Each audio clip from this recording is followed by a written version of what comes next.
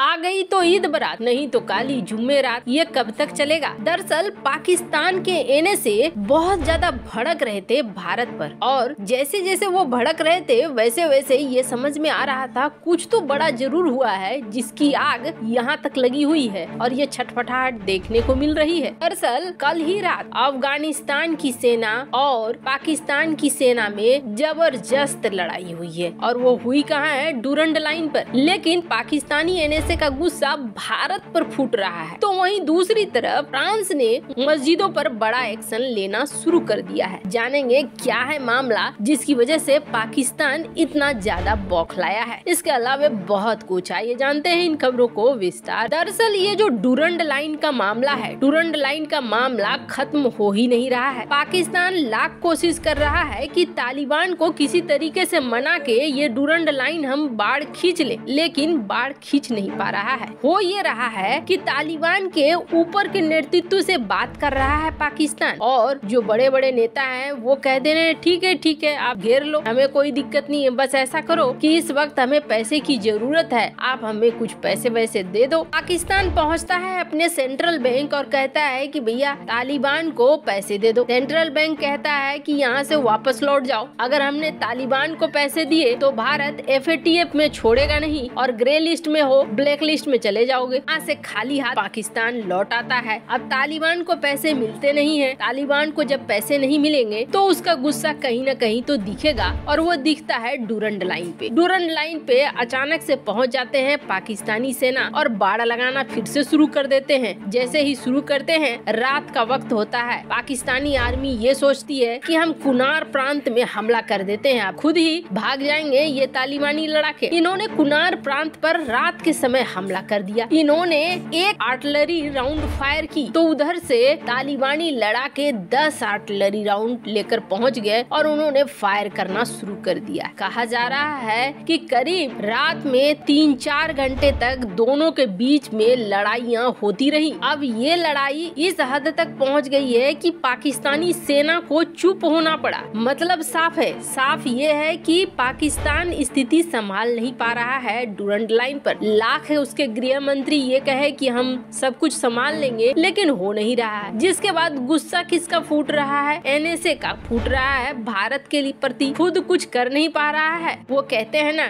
नाच न जागने आंगन टेढ़ा, वैसा ही कुछ हाल है। एनएसए का कहना है कि भारत ने गेहूं भेजकर सिर्फ एक पब्लिसिटी स्टंट किया है और कुछ भी नहीं किया है। भारत अफगानिस्तान के लोगों की मदद नहीं करना चाहता है, बल्कि पाकिस्तान को सिर्फ अपमानित करना चाहता है। पाकिस्तान का अपमान करने का कोई भी कसर नहीं छोड़ता है भारत। और एनएसए ये कहने से भी नहीं चुका कि कश्मीर मामला जब तक हल नहीं होगा तब तक कोई समाधान नहीं निकलेगा। जबकि अभी हाल ही में राष्ट्रीय सुरक्षा नीति बनाई पाकिस्तान ने, जिसमें ये कहा कि हम कश्मीर का जिक्र नहीं करेंगे, लेकिन फिर से वही सारी चीजें आने लगी। एक के बाद एक जहरीले बयान एनएसए दिए जा रहे थे। तो अब समझ में आ रहा है कि बात क्या हुई है जिसकी वजह से इतना ज्यादा उछल रहा है और आग और मिर्ची लगी हुई है। दरअसल भारत ने पाकिस्तान का असली चेहरा तालिबान को दिखलाया है, और तालिबान कहीं न कहीं इस वजह से भी पाकिस्तान के ऊपर खपा है, और पाकिस्तान को ऐसा लग रहा है कि भारत अपनी कूटनीति में सफल हो गया है। तालिबान को लेकर जो जो चाहते पाल रखी थी पाकिस्तान ने, उस सब पर पानी फिर गया है। वहीं जहां पाकिस्तान का एक तरफ ये हाल है तो दूसरी तरफ फ्रांस बिल्कुल ताबड़तोड़ एक्शन वाले मोड में है। दरअसल 2015 के बाद फ्रांस की आंखें खुली। अब तक फ्रांस भारत को ये नसीहत देता था कैसे धर्मनिरपेक्ष बने रहते हैं और कैसे कठोर कार्रवाई से बचते हैं, लेकिन अब फ्रांस जो कर रहा है वो पूरी दुनिया में एग्जाम्पल सेट हो रहा है। फ्रांस दरअसल 2015 के बाद समझ में उसे आया, जिस तरीके से चार्ली हेब्दो कार्टून को लेकर बवाल खड़ा हुआ फ्रांस में, इस बवाल के बाद कट्टरपंथ सामने दिखने लगा। और आपको बता दें 2015 से पहले मेरी ला पेन, जो कि अभी फ्रांस की विपक्ष की नेता हैं और बहुत दावेदार मानी जाती हैं ये राष्ट्रपति पद के लिए, इन्होंने उस वक्त भी कहा था कि हम जो खुले हाथों से, खुले बाहों से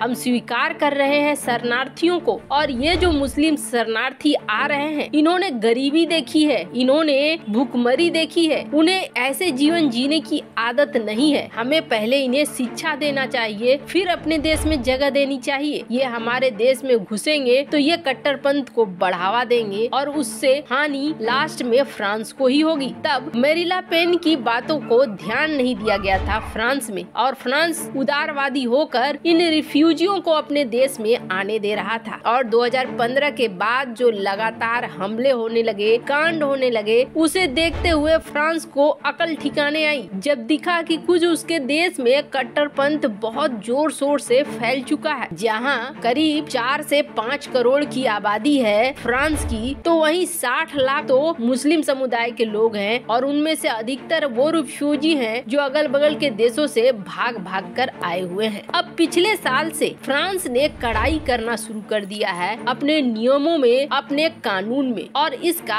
असर तब देखने को मिला जब फ्रांस ने जैसे ही कड़ाई करना शुरू किया वैसे ही तुर्की, पाकिस्तान वगैरह बिलबिलाने लगे। फ्रांसीसी राष्ट्रपति को नाप शनाप बकने भी लगे, यहाँ तक कि किसी ने फ्रांसीसी राष्ट्रपति को सिरफिरा बता दिया, तो किसी ने ये कह दिया कि बिना सोचे समझे फैसला लेते हैं, इन्हें मानसिक इलाज की जरूरत है। और ये वो देश कह रहे थे जो अभी 2 फटे हाल मजनू बनकर FATF में झूल रहे हैं। खैर, फ्रांस ने फिर भी किसी की नहीं सुनी और अब अपने नियमों को कड़ा करता जा रहा है। फ्रांस ने जहां अपने देश में सबसे पहले तो हर समुदाय के लिए निश्चित कर दिया कि कोई भी बहुविवाह नहीं कर सकता है, मतलब एक से ज्यादा शादियां नहीं कर सकता है, और साथ ही साथ बुर्का का चलन भी हटाने की बात की जा रही है। तो वहीं फ्रांस ने अब बड़ा एक्शन लेना शुरू कर दिया है, उन सारे मस्जिदों को लॉक करना शुरू कर दिया है जहां से कट्टरपंथ को हवा मिलती है या जहां से कट्टरपंथी वाली सोच निकलती है। अब हाल ही में फ्रांस ने धड़ाधड़